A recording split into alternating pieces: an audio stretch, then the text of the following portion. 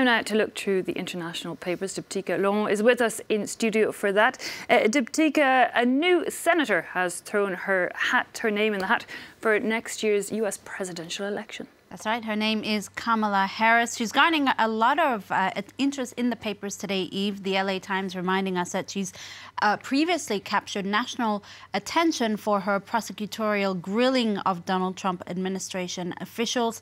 She does join a growing field of Democrats now who are looking to unseat Donald Trump at next year's presidential elections, including candidates like a lot of women, like Elizabeth Warren, Kirsten Gillibrand, and former Obama Secretary Julian Castro. The announcement, the latest announcement of candidates seems to have the paper somewhat divided. Well, she's gotten a lot of support in the papers. The Washington Post says she will be a formidable challenger, noting that the challenge for all these Democratic candidates will be differentiating themselves from the rest. A growing list of diverse candidates in particular. Harris, for her part, is pretty liberal. She wants progressive tax reform. Well, she says she wants progressive tax reforms, raises in federal minimum wages, policies that don't make her unique, the Washington Post says. What does make her unique is her upbringing. She's born to an Indian Tamil mom and a Jamaican father. She spent years as a prosecutor and a state attorney general. She's personable, the Post says. Unlike Elizabeth Warren, who's wooing crowds with her policy-heavy agenda, Kamala Harris has kind of made it a point to make her backstory part of her campaign, and that's what could be a draw factor for her. The conservative magazine Washington Examiner also admits that she passes the, quote, likability test, unlike Hillary Clinton.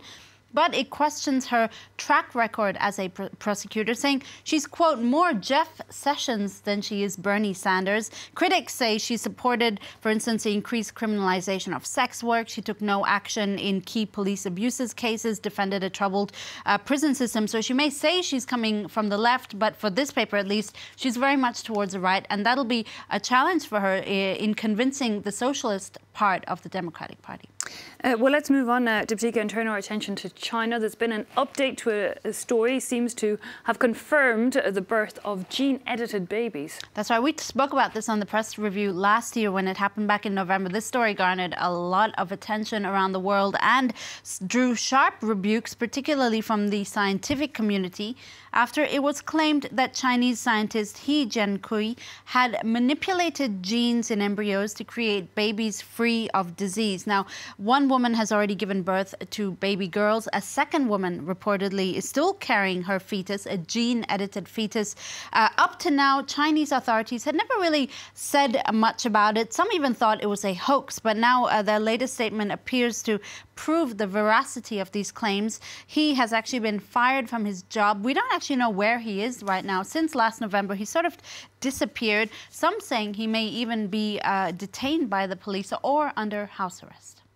Okay, and moving once again on, the British royal family is embroiled in a controversy since last week when Prince Philip had a car crash. That's right. Queen Elizabeth's husband allegedly crashed his Land Rover last week, injuring a woman who was a passenger in the opposite car.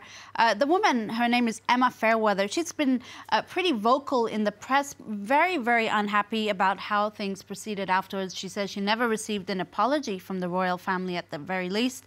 Prince Philip, for his part, was seen driving without a seatbelt 2 days later, and it's really sparking some angry pieces in the press today. This writer saying, just say sorry for the car crash because, I quote, even if the usual rules don't apply to the royal family, the rules of good manners should.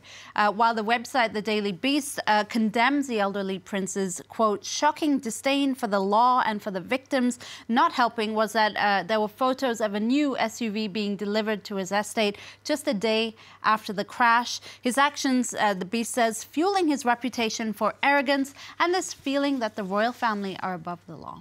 The Guardian newspaper also says it's a reflection of how the media reports on the royal family. Well, this episode, The Guardian says, should be a turning point in a, quote, royal sycophancy.